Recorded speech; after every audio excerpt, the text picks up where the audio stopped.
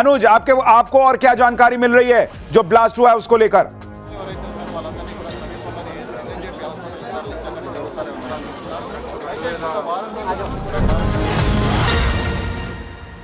एक और बड़ी खबर इस वक्त, धमाके में मरने वालों का आंकड़ा बढ़ता चला जा रहा है। 13 लोगों की मौत की खबर मिल रही है।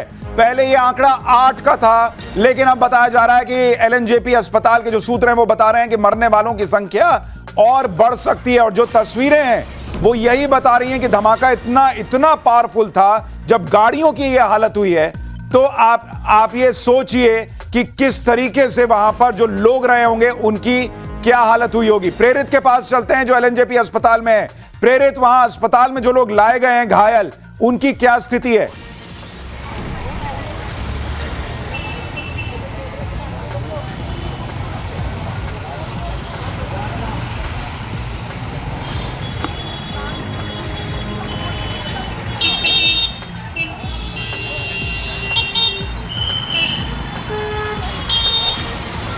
अब बिल्कुल देखिए कि हमने जब एम्बुलेंस के ड्राइवर से बात की तो उन्होंने भी साफ तौर पर बताया कि जब वो एम्बुलेंस ने बताया ड्राइवर ने कि जब वो वहाँ पर जो घायल जो लोग थे उन्हें जब वो अपना एम्बुलेंस में डाल रहे थे तो बहुत ऐसे लोग थे जिनके शरीर के अंग बिखरे हुए थे और उन्हें आनन फानन में एलएनजेपी अस्पताल लाया गया, क्योंकि लाल किले पर जहाँ पे पूरा धमाका हुआ है वहाँ से महज 1 से 1.5 किलोमीटर की दूरी पर अस्पताल है। इसके बाद मैं आपको यहाँ की तस्वीरें दिखाता हूँ कि देखिए अस्पताल के बाहर की सुरक्षा काफ़ी ज़्यादा बढ़ा दी गई। यहाँ पर पुलिस जो है उसकी संख्या बढ़ा दी गई, साथ ही साथ यहाँ पूरे इलाके को बैरिकेडिंग कर दिया गया है ताकि कोई भी आम लोग अंदर एंट्री ना कर सके। सिर्फ जो एम्बुलेंस की एंट्री है, उसके अलावा प्रेस की भी एंट्री नहीं है। तो कहीं ना कहीं जिस तरीके से ये पूरी घटना हुई और उसके बाद से फिलहाल जो है लगभग 13 लोगों की जानकारी मिल रही है जो इस पूरे मामले में हताहत हुए हैं। लेकिन फिलहाल एलएनजेपी के जो आधिकारिक तौर पे भी लोगों के मरने की पुष्टि नहीं हुई है, लेकिन यह साफ तौर पर बताया गया कि लगभग 30 लोग अस्पताल लाए गए थे, जिसमें घायल भी थे और कुछ मृतकों की भी संख्या थी। लेकिन फिलहाल पुलिस जो है लगातार, देखिए आपको एम्बुलेंस की तस्वीर दिखा रहा हूँ, देखिए कुछ एम्बुलेंस अभी भी निकाले जा रहे हैं अस्पताल से बाहर जो लाल किले के लिए बढ़ रहे हैं। और इस वक्त आपको बताऊँ कि लगातार यहाँ पर एम्बुलेंस के आने और जाने की संख्या लगातार यहाँ पर बरकरार है।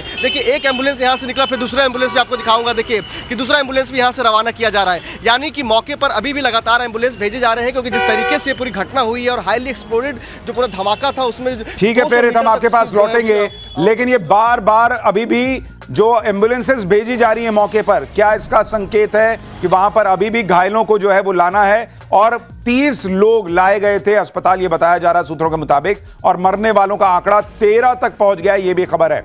दिल्ली ब्लास्ट पर चश्मदीद भी बड़ा खुलासा कर रहे हैं। उन्होंने कहा है कि बहुत तेज धमाका था, सब कुछ हिल गया।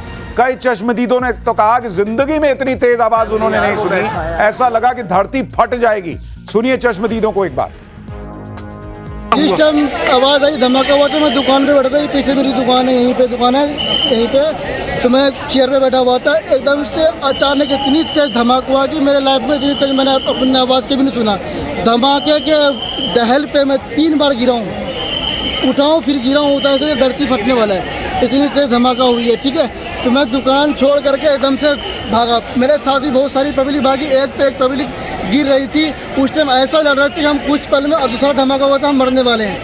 ऐसा लग रहा कि हम बचने का चांस, ऐसा लग रहा कि मौत को मुंह से देख रहे हैं, इस तरह से नज़ारा था।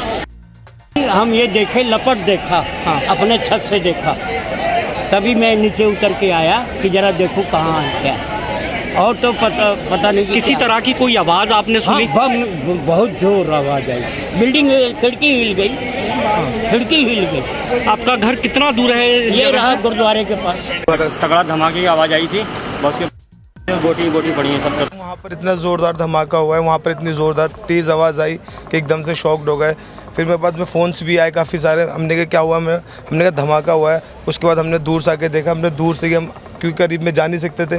फिर यहाँ पे साइड में हमने देखा इंसान का हाथ पड़ा हुआ, पूरा फटा हुआ। फिर आगे उस साइड देखा तो फेफड़ा पड़ा हुआ इंसान का। तो इतना ये आदमी सोच भी नहीं सकता कि एकदम से हुआ तो क्या हुआ इंसान।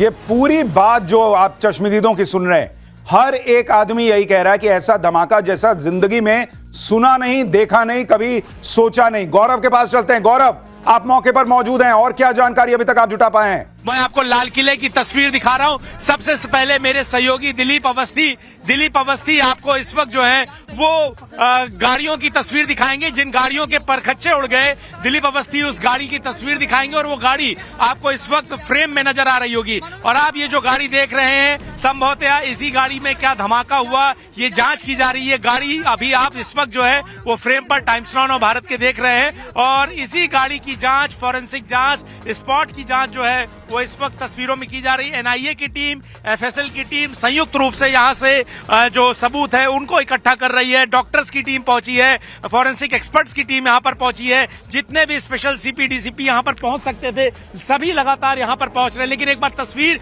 मैं समझा दूं और समझ लूं, यहां देख लीजिए कि चूंकि आज सोमवार था, लाल किला आज लोगों के घूमने फिरने के लिए बंद रहता है, तो गनीमत थी कि जो भीड़ थी वो आधी रही थी और बाजार जो है वो सिर्फ खुला हुआ था। तो ऐसे में जो लाजपत राय मार्केट, यहाँ पर इलेक्ट्रॉनिक्स की मार्केट है, भागीरथ मार्केट है, वो यहाँ पर खुली हुई थी और सामने ठीक मेट्रो स्टेशन के गेट आपको नजर आ रहे होंगे। इन्हीं मेट्रो स्टेशन के धमाकों से इनकी जो खिड़कियां हैं वो टूटी हैं, गाड़ियों के फरकच्चे उड़े हैं। तकरीबन 8 से 9 गाड़ियां प्रभावित। गौरव मुझे एक बात बताइए, गौरव मुझे एक बात बताइए, जहां पर यह ब्लास्ट हुआ है अमूमन उस ब्लास्ट की जगह से थोड़ी दूर आगे क्या पुलिस की बैरिकेडिंग भी रहती है?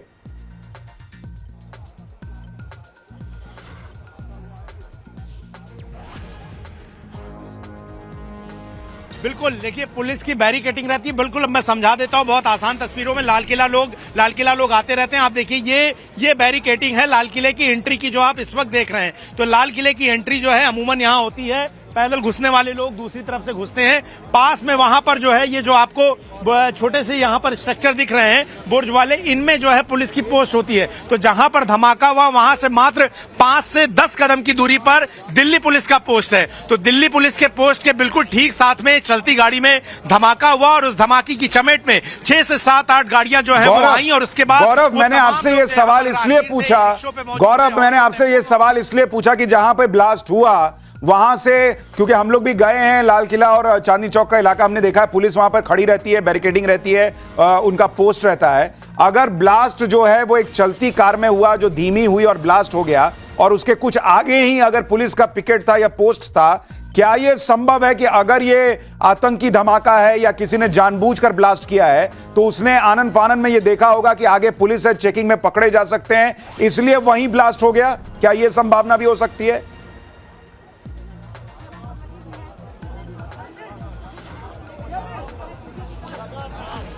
बिल्कुल, इस संभावना से इनकार नहीं किया जा सकता है कि वो व्यक्ति जो है उसने पुलिस की मौजूदगी को देखकर उस धमाके को डेटोनेट कर दिया हो, उस बम को जो है वो ट्रिगर किया हो, फाड़ दिया हो। लेकिन आप तस्वीर देखिए, यहाँ पर जो तस्वीर हालात बने वो ये बताती है कि ये धमाका जल्दबाजी में किया गया। और सुशांत इस बात से भी इनकार नहीं कर सकते हैं कि हो सकता हो कि लाल किले में घुसने की कोशिश की हो, उसकी मंशा हो, लेकिन यहाँ पर पुलिस की मौजूदगी देखकर जो है वो यहाँ पर ठहर गया और धमाका पहले कर दिया गया हो, लेकिन जिसकी चपेट में आम लोग आए। लेकिन ये जो जगह है, दूसरी तरफ भागीरथ प्लेस इलेक्ट्रॉनिक प्लेस की मार्केट है, एक तरफ गौरी शंकर का मंदिर। दिलीप अवस्थी जी एक बार दिखाइए, ये जो मंदिर का शिखर आपको दिख रहा है और जो ध्वज लहराता हुआ दिखाई दे रहा है, ये गौरी शंकर मंदिर, प्राचीन गौरी शंकर मंदिर। और चूंकि सोमवार का दिन था तो सोमवार के दिन यहाँ पर बड़े पैमाने पर शिव भक्त जो है वो जल चढ़ाने के लिए सपरिवार आते हैं इस गौरी शंकर मंदिर में। भले ही लाल किला सोमवार को बंद रहा हो, लेकिन इसी सोमवार को गौरी शंकर मंदिर की भीड़ के चलते लाल किले को बंद रखा जाता है और इसमें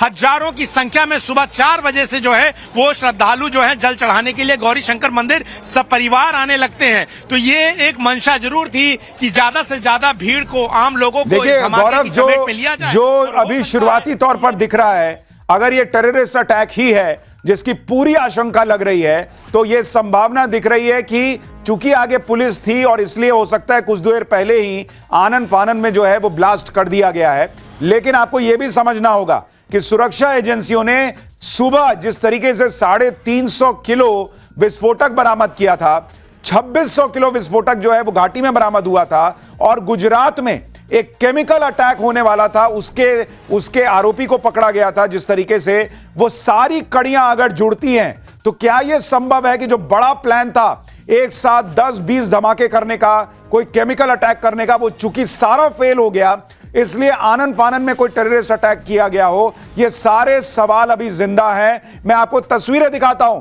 सुबह से जो लगातार सुरक्षा एजेंसियां काम कर रही थी, कैसे रिकवरी हुई है आप जरा एक बार दिखाइए। ये घायलों को जो ले जाया जा रहा है उसकी तस्वीर आप देख रहे हैं, लेकिन मैं आपको दो तस्वीर दिखाता हूं कि जिस तरीके से लगातार सुरक्षा एजेंसियां काम कर रही थी, बड़ी बड़ी रिकवरी हो रही थी। फरीदाबाद से जो रिकवरी हुई थी उसमें 350 किलो विस्फोटक के साथ 20 टाइमर मिले थे, जो कि बड़ा सवाल खड़ा करते हैं कि क्या 20 धमाकों का भी प्लान था। तो ये बहुत बहुत बड़ी बात है। ये देखिए, आपको तस्वीरें दिखा रहा हूं। डॉक्टर मुजम्मिल जो पकड़ा गया था, मुजम्मिल शकील, किले के पास सुभाष मार्ग ट्रैफिक सिग्नल पर I-20 हुंडई गाड़ी में एक ब्लास्ट हुआ है। ब्लास्ट के कारण आसपास की कुछ गाड़ियां और कुछ मार्ग पर जा रहे लोग भी इंजर्ड होने के समाचार हैं। प्राथमिक सूचना जो मिली है उसमें कुछ लोग हताहत भी हुए हैं।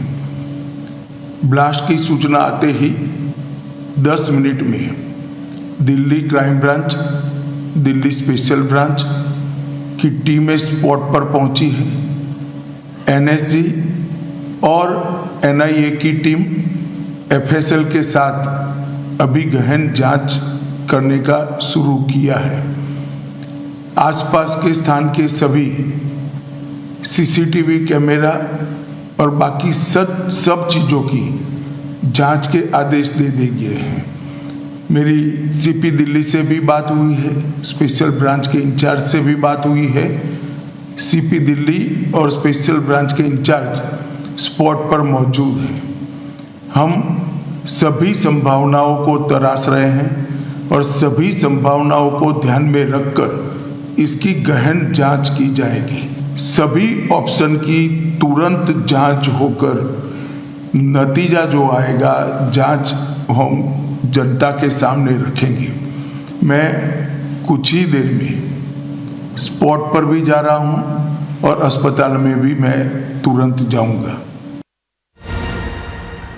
तो गृह मंत्री अमित शाह का बयान, पहला बयान देश के गृह मंत्री का आ गया है और उन्होंने खुद जानकारी दी है। देश के गृह मंत्री अमित शाह का पहला बयान, उन्होंने कहा कि I-20 कार में धमाका हुआ है, ये क्लियर है और वहां पर कई लोग हताहत भी हुए हैं। वो खुद मौके पर जा रहे हैं, उन्होंने कहा है। और साथ ही उन्होंने बड़ी बात कह दी है कि हर एंगल से जांच होगी। यानी अभी कोई रूल आउट नहीं कर रहा कि ये टेररिस्ट अटैक भी हो सकता है। CNG ब्लास्ट की तो कोई संभावना लग नहीं रही, लेकिन सारे CCTV कैमरेज जो हैं वो खंगाले जा रहे हैं। रविकांत, आपके पास कोई जानकारी? देखिए सुशांत जी, इस वक्त मैं केंद्रीय गृह मंत्री के आवास पर मौजूद हूं और अब से कुछ ही देर पहले केंद्रीय गृह मंत्री का काफिला जो है वो यहां से निकला है। उससे पहले 2 गाड़ियां आई थी, कुछ ब्रीफिंग हुई है और उसके बाद खुद केंद्रीय गृह मंत्री ने इस बात को कंफर्म किया है कि हर एंगल को यहां पर खंगाला जाएगा, किसी भी एंगल को रूल्ड आउट नहीं किया जाएगा। वो घटनास्थल पर भी जा सकते हैं, वो जो हताहत हैं लोग उनको देखने के लिए हॉस्पिटल भी जा सकते हैं। तो अब से कुछ ही देर पहले हमने यहां से जो केंद्रीय गृह मंत्री हैं उनके काफिले को उनके आवास से निकलते हुए देखा और यहां से गाड़ियों का जो मूवमेंट है वो हो चुका है। सिक्योरिटी रीजन से हमें कुछ देर पहले रोक दिया गया, लेकिन मैंने अभी कुछ देर पहले देखा कि जो केंद्रीय गृह मंत्री है उनका काफिला निकल चुका है और